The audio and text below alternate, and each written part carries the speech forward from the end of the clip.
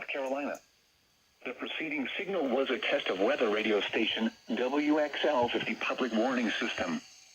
During potentially dangerous weather situations, specially built receivers can be automatically activated by the signal to warn of the impending hazard.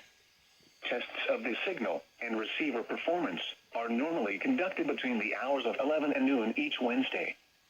If there is a threat of severe weather, the test will be postponed to the following Wednesday. To provide the most consistent and dependable warning service possible, the warning alarm will be activated for hazardous watches and warnings for the following counties in North Carolina: Bladen, Columbus, Cumberland, Duplin, Harnett, Hoke, Moore, Robeson, Sampson, and Scotland, and in South Carolina, for Marlborough and Dillon counties. This has been a test of the NOAA Weather Radio Public Warning Alarm System. We now return you to the normal program schedule.